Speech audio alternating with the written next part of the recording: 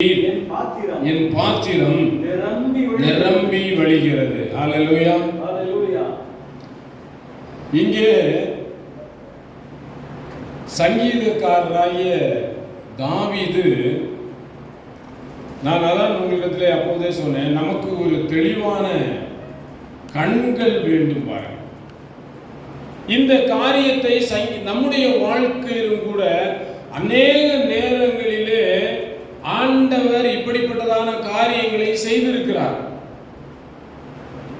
பாருங்க, நம்முடைய தலையை அவர் என்ன செய்ய, அதாவது அங்கே சொல்வார், என் சத்துருக்களுக்கு முன்பதாக எனக்கு ஒரு பந்தியை ஆயத்தப்படுத்துகிறது. எப்படி இதை நம்ம ஒரு வித்தியாசமான பார்வையில் பார்த்தோம்னு வைங்களேன். நம்முடைய எதிராளி முன்பதாக தேவன் நம்மை பெருமைப்படுத்துவதற்கு, நம்மை உயர்த்துவதற்கு, அதை மறைவாய் கொண்டு போய் உயர்த்தாமல் என் சத்துருவுக்கு முன்னாகவே, அதான் சொல்லுவோம், சிலர் சொல்லுவாங்க பார்த்தீங்களா, நீங்க எங்க அவமானப்பட்டீங்களோ, எங்க சிறுமைப்படுத்தப்பட்டீங்களோ அங்கேயே என்று சொல்லுகிறார் இல்லையா, சொல்லுவோம் இல்லையா. அதுபோலதான் நம்முடைய சத்துரு, அவன் நம்மை சிறுமைப்படுத்த நினைத்திருக்கிறான்.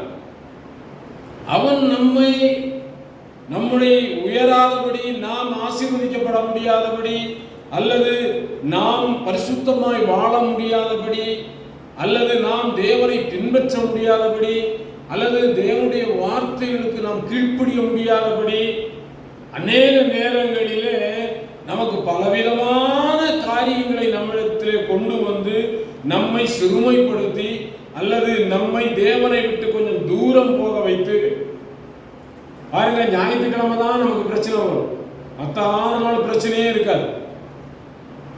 ஞாயிற்றுக்கிழமை தான் நமக்கு உடம்பு சரியில்லாம வரும். பாருங்க, உண்மை இது, பொய்யான காரியம் அல்ல. இது சாத்தான் செய்யக்கூடிய நம்முடைய சத்துரு. யாரு? பக்கத்து வீட்டுக்காரர் இல்ல, கூட பிறந்தவங்க இல்ல, கணவன் இல்ல, மனைவி இல்ல, பிள்ளைகள் இல்ல, வேலை செய்கிற ஸ்தலத்தில் இருப்பவர்கள் அல்ல, இந்த உலகமும் அல்ல. யார் சத்துரு? சாத்தான் தான் நமக்கு சத்துரு. எப்படி வாரம் ஏய் நீ சர்ச்சைக்கு போயிடக்கூடாது அப்படின்னு கொம்பு வச்சுட்டு வந்து நிற்கிறானா? இல்ல ஒரு பாவத்தை செய்ய தூண்டுறானா? ஏய் அதை செய்ய கண்டிப்பா, இல்ல உன் கழுத்துக்கு நெரிச்சிரும் பாரு அப்படி சொல்றானா சாத்தான்? பைபிள் படிக்கும் போது, ஏய் பைபிள் வந்து என்ன பைபிள் படிக்கிற அப்படின்னு வந்து மிரட்டுறானா? பாரு அப்படின்னு வந்து கருப்பா வந்து பல்லெல்லாம் அப்படி வச்சுட்டு வந்து நிக்கிறானா சாத்தான்? சொல்லுங்க, அப்ப எப்படி சத்துருன்னு சொல்றோம்? சத்துரு மற்ற மனிதர்களுக்குள்ள என்ன செய்யறான்? அவங்களையே வரான். சில நேரத்தில் நமக்கு என்ன செய்யறான்? தூக்கத்தை கொண்டு வந்துடுறான். நம்மை சத்துரு பயன்படுத்த முடியுமா? சொல்லுங்களேன்.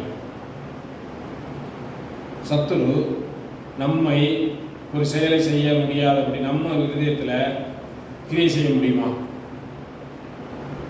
நான் பரிசுத்தமானவன், நான் நல்லா ஜெபிக்கிறவன், தேவனுக்கு பயப்படுறவன், என்னுடைய இதயத்தில் சாத்தான் கிரியை செய்ய முடியுமா? முடியாதா? முடியுமா? முடியாதா? முடியும்னு சொல்றவங்க கையை தூக்குவாங்க. கண்டிப்பா முடியும். தாவீது ராஜாவா இருந்தார், அவருடைய இதயத்துக்கு ஏற்ற எல்லாம் செய்யறவர் தான். ஆனால் ஜனங்களை எண்ணும்படி சாத்தான் என்ன செஞ்சானாமா? தாவீதுடைய இதயத்தை ஏறினான். அவன் சிந்தனைகளை கொண்டு வர. அதனாலதான் சகரியா போன அடிக்கடி பேசும்போது சொல்லுவாரு, உங்க தலைக்கு மேல சிட்டுக்குருவி பறக்கிறத என்ன செய்ய முடியாது? தடுக்க முடியாது. ஆனா கூடு கட்டாம தடுத்துக்கலாம். எப்படி புரிஞ்சுதா? சிந்தனைகள், யோசனைகள் வர முடியும். நாளை படிச்சுக்கலாம் பைபிள் அப்படி என்று நம்மளுடைய இதயத்தில் அவன் சிந்தனை என்ன செய்வான்? போட முடியும் அவனால. அல்லது யாரையாவது பழி வாங்குறதுக்கு அல்லது பொறாமைப்படுறதுக்கு, மனைவியை திட்டுறதுக்கு, கணவன் மேல எரிஞ்சு விடுறதுக்கு சிந்தையை போட முடியும் அவனால. அதனாலதான் சொல்லப்படுகிறது, சத்துரு நம்ம விட்டு போகும்போது அவன் உலகமெல்லாம் சுத்தி அலைஞ்சுக்கிட்டு இடம் காணாம மறுபடியும் எட்டி பார்ப்பானாம்.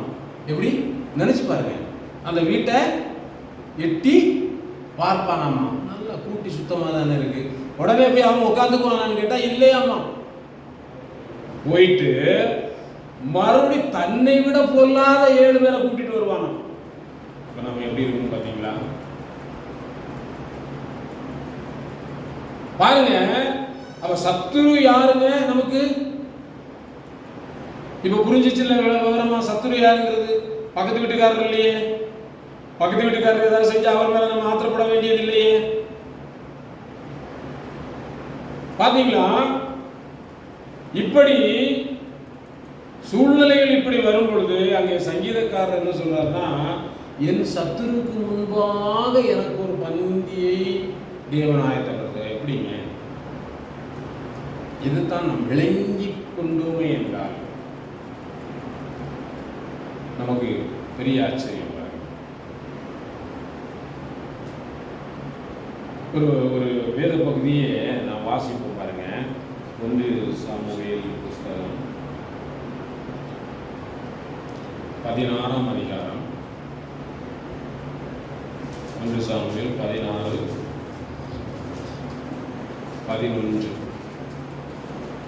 உன்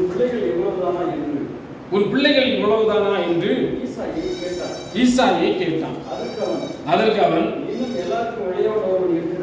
இன்னும் எல்லாருக்கும் இளையவன் ஒருவன் இருக்கிறான், அவன் ஆடுகளை மேய்த்து கொண்டிருக்கிறான் என்றான்.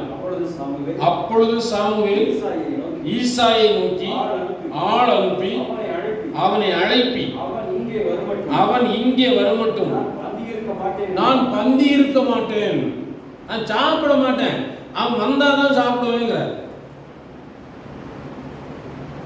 புரியுதா உங்களுக்கு? வசனம் புரியுது, ஆனாலும் உள்ள இருக்கிற கரு இன்னும் விளங்க. ஆண்டவர் சொல்லுகிறார், சவுலை ராஜாவாக தேவன் அபிஷேகம் பண்ணினார். சவுல் ராஜா தேவனுக்கு கீழ்ப்படியவில்லை. ஆகையினாலே ஆண்டவர் சொன்னார் சாமுவேலிடத்திலே, நான் அவனை தள்ளிட்டேன், இன்னொருவனை, என் இருதயத்துக்கு ஏற்ற ஒருவனை ராஜாவாக நான் அபிஷேகம் பண்ண போறேன். அது யார் என்றால் இன்னார் என்று சொல்லாமல், நீ அங்கே போய் நான் யார் உனக்கு காட்டுறேனோ அவனை தான் அபிஷேகம் பண்ண வேண்டும் என்று ஆண்டவர் சாமுவேலோடு பேசுகிறார். சாமுவேல் அபிஷேகம் பண்ணுவதற்கான அபிஷேக தைலத்தை, ஒரு கொம்பு, இதை ஒரு போதகர் சொல்வார். சாமுவேல் சவுலை அபிஷேகம் பண்ணும் பொழுது தேவ தைல குப்பியை என்று சொல்லப்படுகிறது. குப்பி உடைஞ்சு போச்சு, இங்கே கொம்பு அது உடையாதது என்று சொல்லப்படுகிறது. அதுவும் ஒரு உள்ளார்ந்தமான அர்த்தமுடையதுதான். இது நீங்க முதல் அதிகாரம் முதலே வாசித்தீர்கள் என்றால், முதல் வசனத்திலே 16ஆம் அதிகாரம் முதல் வசனம், கர்த்தர் சாமுவேலை நோக்கி, இஸ்ரவேலின் மேல்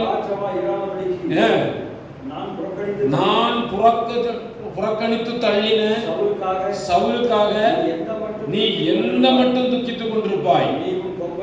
நீ உன் கொம்பை தைலத்தால் நிரப்பிக் கொண்டு வா, பெத்லெகேமியனாகிய அனுப்புவேன், அவன் குமாரில் ஒருவனை ராஜாவாக தெரிந்து கொண்டேன் என்றார். யாருன்னு சொல்லல, எந்த மகன் சொல்லல. ஈசா இடத்துல போ, அவன் குமாரர்கள் ஒருத்தனை என்ன செய்வேன் தெரிந்து கொள்வேன்.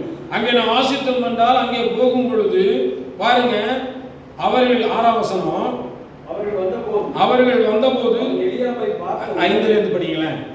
அவர்கள் வந்தபோது 5, அதற்கு அவன் சமாதானம் தான், கர்த்தருக்கு பலியிட வந்தேன், நீங்கள் உங்களை பரிசுத்தம் பண்ணிக்கொண்டு என்னுடனே கூட பலி விருந்துக்கு வாருங்கள் என்றான். மேலும் ஈசாயையும் அவன் குமாரரையும் பரிசுத்தம் பண்ணி அவர்களை பலி விருந்துக்கு அழைத்தான். அவர்கள் வந்தபோது அவன் எலியாவை பார்த்த உடனே கர்த்தரால் அபிஷேகம் பண்ணப்படுபவன் இவன்தானாக்கும் என்றான். கர்த்தர் சாமுவேலை நோக்கி, நீ இவனுடைய முகத்தையும் நீ இவனுடைய சரீர வளர்ச்சியும் பார்க்க வேண்டாம், நான் இவனை புறக்கணித்தேன். மனுஷன் பார்க்கிறபடி நான் பாரேன், மனுஷன் முகத்தை பார்ப்பான். ஆம், இங்கே சாமுவேல் எங்க போறாரு? ஈசாய் வீட்டுக்கு போறாரு.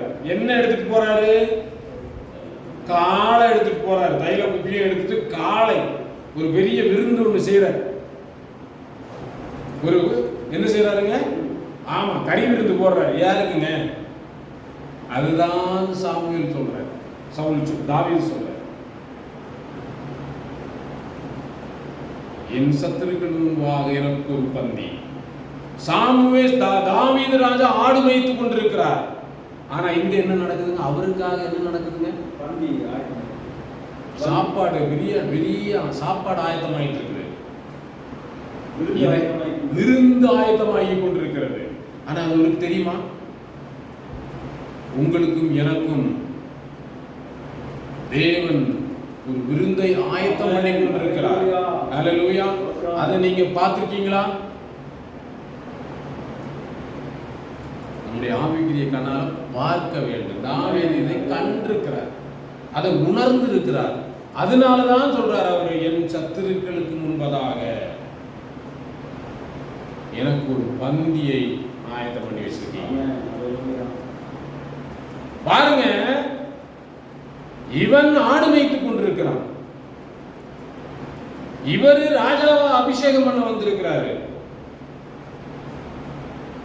சொல்லியிருப்பாரு தானே, உன் பிள்ளைகளை கொண்டு வா, கூட்டிட்டு வான்ட்டு ஒவ்வொருத்தனா அனுப்புறாரு. 7 பேரை அனுப்பிட்டாரு. 8வது இவனை அனுப்பணுமா வேண்டாமா? அனுப்புனாரா? ஈசாய் அமைதியா இருக்கிறாரு. 7 பசங்களை அனுப்பிட்டு பாருங்களா, நீங்க படிச்சு பாருங்களா, 10வது வசனம் வரைக்கும் பாருங்களேன்.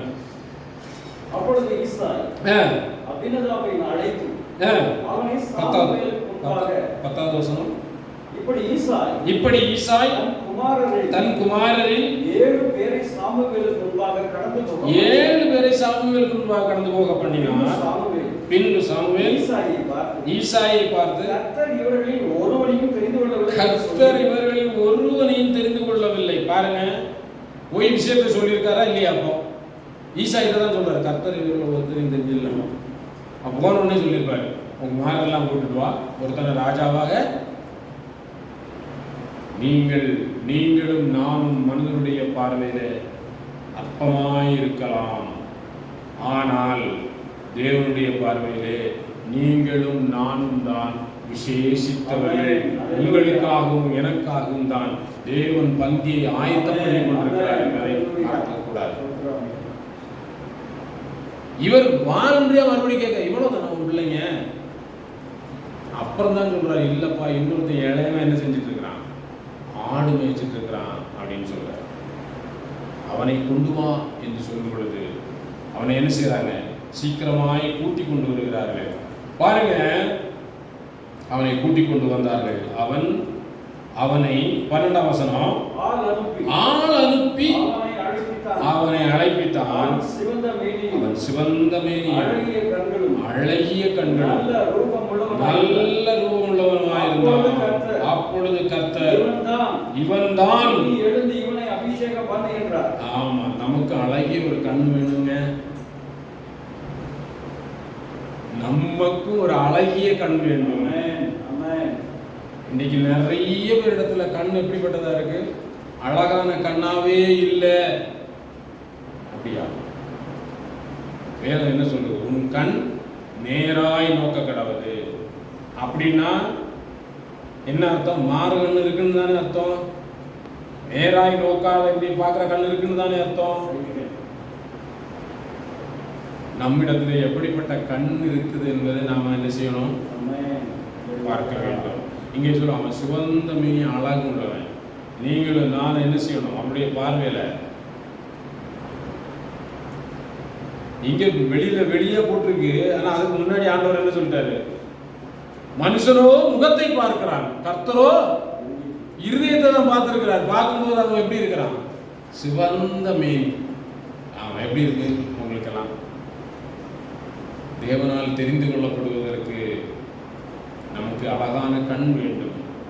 நம்முடைய இருதயம் சிவந்த மேனியாக இருக்க வேண்டும்.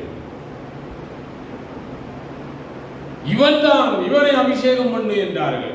பாருங்க, இங்க சொல்ல பலி விருந்து ஆயத்தமா இருக்கு. அவன் வந்தாதான் சாப்பிடுவேன்ட்டு சாமுவேல் உட்கார்ந்து இருக்கிறார். இதை தாவீதுடைய கண்கள் கண்டது.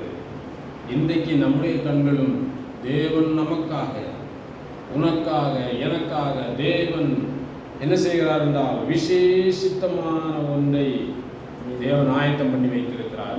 அதை நம்முடைய கண்கள் காணாத பட்சத்தில் பாருங்க, இந்த காரியத்தை 1 சாமுவேல் 9ஆம் அதிகாரம்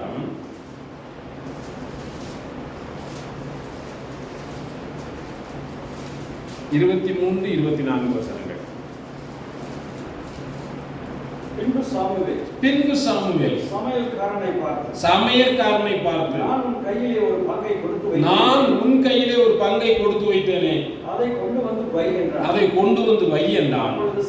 அப்பொழுது சமையற்காரன் ஒரு முன்னந்தொடையையும் அதனோடு இருந்ததையும் எடுத்துக்கொண்டு வந்து அதை சவுலுக்கு முன் வைத்தான்.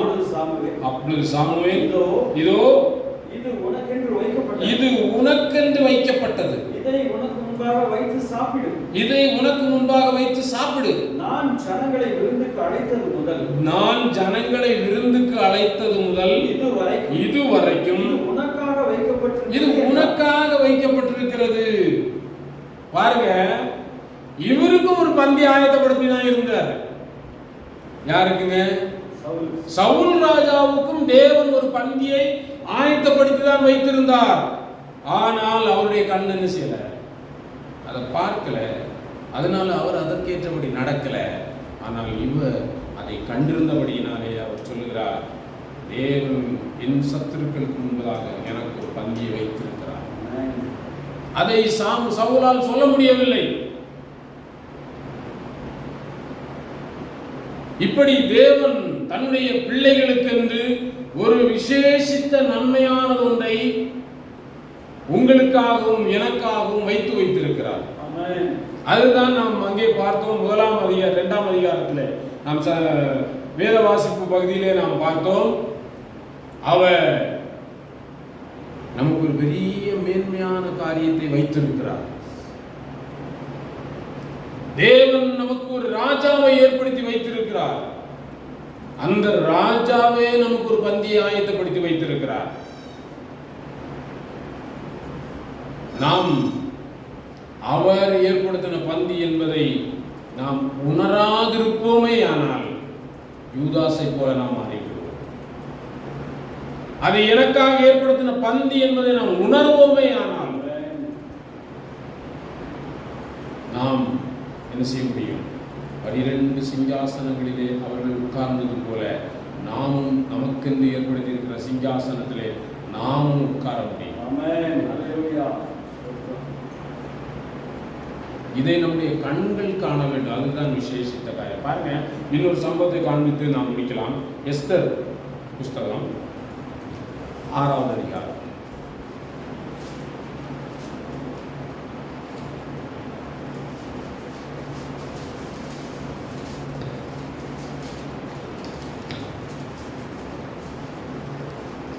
வசனத்திலிருந்து 9வது வசனம்.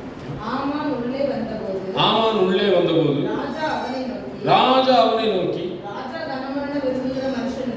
ராஜா கனம் பண்ண விரும்புகிற மனுஷனுக்கு என்ன செய்யப்பட வேண்டும் என்று கேட்டான். அதற்கு ஆமான், என்னையன்றி யாரை ராஜா கனம் பண்ண விரும்புவார் என்று தன் மனதிலே நினைத்து ராஜாவை நோக்கி மனுஷனுக்கு என்னவென்றால் ராஜா உடுத்திக் கொள்கிற ராஜவஸ்திரமும் ராஜா ஏறுற குதிரை சிரசிலே தரிக்கப்படுகிற ராஜமுடி கொண்டு வரப்பட வேண்டும். அந்த வஸ்திரமும் குதிரையும் ராஜாவுடைய பிரதான பிரபுக்களில் ஒருவருடைய கையிலே கொடுக்கப்பட வேண்டும். பிரதான பிரபுக்களில் ஒருவருடைய கையிலே கொடுக்கப்பட வேண்டும். ராஜா கனமண்ண விரும்புகிற மனுஷனை அலங்கரித்த பின் அவனை குதிரையின் மேல் ஏற்றி நகர வீதியில் உலாவும்படி செய்து, ராஜா கனமண்ண விரும்புகிற மனுஷனுக்கு இப்படியே செய்யப்படும் என்று அவனுக்கு முன்பாக கூறப்பட வேண்டும் என்றார். பாருங்க, ஒரு முடி இங்க ஆயத்தமாகுது பாருங்க, ஒரு மேன்மை. இதை இந்த மேன்மைக்குரிய ஆள் இப்போ அவருக்கு தெரியுமா? இது அவர் அதை பற்றி அறியவே இல்லை. இந்த ராஜமுடி யார் தலைமையில வைக்கப்பட போகிறது? ராஜ வஸ்திரம் யாருக்கு கொடுத்தப்பட போகுது? யார் ராஜா ஏற குதிரையில ஏற போறாங்க? யார் நகர வீதியிலே கொண்டு வந்து இவர் ராஜா கனம் பண்ணுகிற விரும்புகிற மனுஷனுக்கு இப்படிதான் செய்யப்படும் என்று எல்லாரும் உரத்த சத்தத்தோட சொல்லி அவனை கனப்படுத்த போறாங்க என்பது இந்த கனப்பட போகிற மனுஷனுக்கு அந்த நிமிஷம் வரைக்கும் என்ன செய்யல, தெரியவில்லை. இன்னைக்கு நாம கூட அப்படித்தான் இருக்கலாம், இதே மாதிரி. ஆனால் அதற்கு நாம் ஒன்று செய்ய வேண்டியது இருக்கிறது. நாம் எங்கே என்றால் அந்த மொர்தெகாய் எப்படி இருந்தானோ 3ஆம் அதிகாரம் என்று 3ஆம் அதிகாரத்திலே நான் வாசித்தோம் என்றால் தெரியும். 3ஆம் அதிகாரம்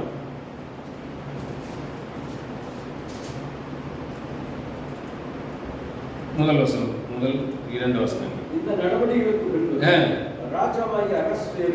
ராஜாவாகிய அகஸ்வேரு அம்மெதாத்தாவின் குமாரனாகிய ஆகான் என்னும் ஆகாயனை மேன்மைப்படுத்தி ஒரு ஆகானை மேன்மைப்படுத்தி தன்னிடத்தில் இருக்கிற சகல பிரபுக்களுக்கும் மேலாக அவனுக்கு ஆமானை மேலான ஆசனத்தில் உயர்த்தி வைத்தான். ஆகையால் ராஜாவின் அரண்மனை வாசலில் இருக்கிற ராஜாவின் ஊழியக்காரர் எல்லாரும் ஆமானை வணங்கி நமஸ்கரித்து வந்தார்கள். அவனுக்கு இப்படி செய்ய வேண்டும் என்று ராஜா கட்டளையிட்டிருந்தான். ஆனாலும் மொர்தெகாய் அவனை வணங்கவும் இல்லை, நமஸ்கரிக்கவும் இல்லை. பாருங்க, இந்த மொர்தெகாய் என்ன செஞ்சாங்கன்னா, தான் யார் என்பதை அறிந்து அவன் என்ன செஞ்சான்? நீங்களும் நானும் யார் என்பதை அறிந்து நாம் வாழ வேண்டும். நாம் எல்லாருக்கும் என்ன செய்யக்கூடாது? தலை வணங்கிவிடக் கூடாது. நாம் வேறு பிரிக்கப்பட்ட மக்கள் என்பதை நாம் உணர வேண்டும். நாம் தேவனால் தேர்ந்தெடுக்கப்பட்ட ஒரு பிரத்யேகமாக பிரித்தெடுக்கப்பட்ட ஜனம் என்பதை நாம் அறிய வேண்டும்.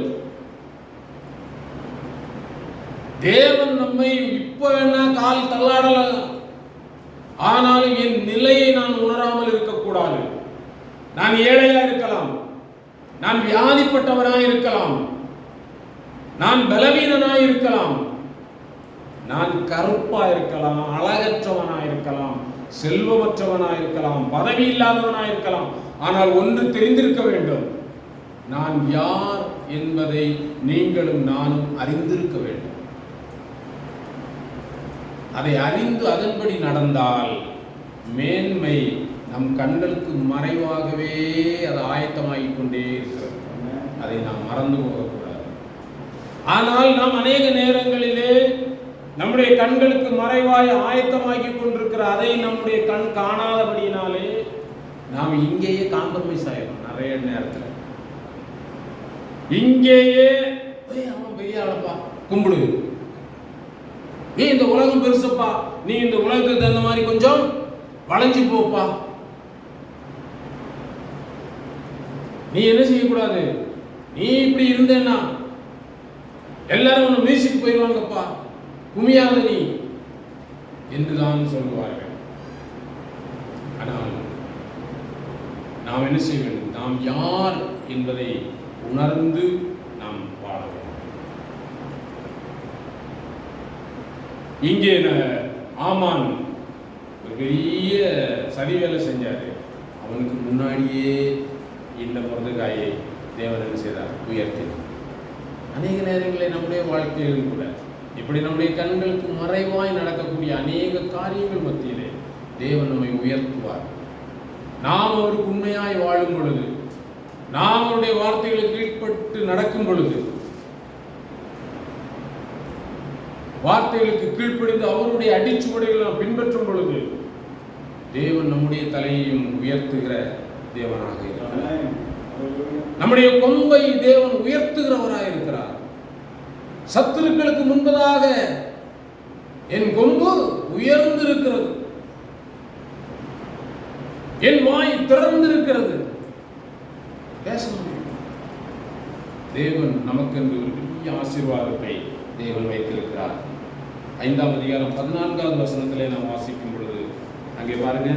அப்பொழுது அவன் மனைவியாகிய சீரேசும் அவனுடைய சிநேகிதர் எல்லாரும் அவனை பார்த்து 50 முழ உயரமான ஒரு தூக்கு மரம் செய்யப்பட வேண்டும், அதிலே மொர்தெகாயை தூக்கி போடும்படி நாளை தினம் நீ ராஜாவுக்கு சொல்ல வேண்டும், பின்பு சந்தோஷமாய் ராஜாவுடனே கூட விருந்துக்கு போகலாம் என்றார்கள். இந்த காரியம் ஆமானுக்கு நன்றாய் கண்டது நாள் தூக்கு மரத்தை செய்வித்தான். பாருங்க, நன்னா பாருங்க. இவன் என்ன செய்கிறான் என்றால், பெரிய அதிகாரத்தில் இருந்து கொண்டு ஒருவனை, தேவனுடைய பிள்ளையை தூக்கி போடுவதற்கு இவன் கிரியை செய்கிறான். ஆனால் தேவனோ நேர் எதிராக அவனுக்கு முன்பதாக உயர்த்தும்படியாய் தேவன் கிரியை செய்கிறார். அதான் நாம் வாசித்தோம் என்று சாமுவேல்ல பாருங்க. நல்ல பலவான்களாய் இருந்தவர்கள் எல்லாம் என்ன செய்யணும், பலட்சியமானார்கள். பலட்சியமாய் தள்ளாடின கால்களை தேவன் சிறப்படுத்துகிறார். உங்களையும் என்னையும் ஒருவேளை இந்த உலகத்துக்கு முன்னாக தள்ளாடி கொண்டிருக்கலாம் நாம். ஆனால் தேவன் நம்முடைய சத்துருக்களுக்கு முன்பதாக நமக்கு பந்தியை ஆயத்தப்படுத்தி நம்முடைய தலையை உயர்த்தி நம்முடைய தலையை எண்ணெயினால் அபிஷேகம் பண்ணுகிற தேவன். தேவன் வாக்கு பண்ணினவர், அவர் உண்மை உள்ளவர், அவர் நம்மை நடத்துகிற தேவன். அவர் சொல்கிறார், நான் உங்களை வாளாக்காமல் தலையாக்குவேன், நீங்கள் கீழாகாமல் மேலாவீர்கள் என்று ஆண்டவர் சொல்கிறார். ஒரு வசனத்தை மட்டும் வாசிக்கும். எபிரேயர் 11ஆம் அதிகாரம் 40வது வசனம்.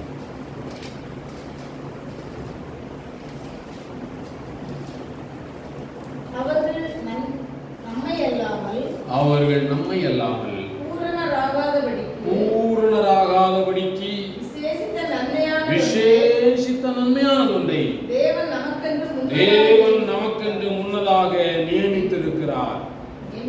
நியமித்திருந்தார்.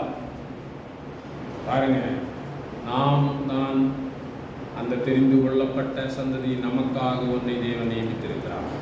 நம்ம இல்லாம அந்த பந்தி இல்லை, நாம இல்லாம என்ன இல்லை, அந்த விசேஷித்த மேன்மையான காரியம் இல்லை. உங்களையும் என்னையும் தேவன் இதற்காகவே நம்மை அழைத்திருக்கிறார். அழைத்த தேவனுக்கு நாம் உண்மை உள்ளவர்களாய், அவருடைய சத்தத்துக்கு கீழ்ப்பிடிக்கிறவர்களாய் வாழ நம்மை ஒப்புக் கொடுப்போம். தேவன் நம்மை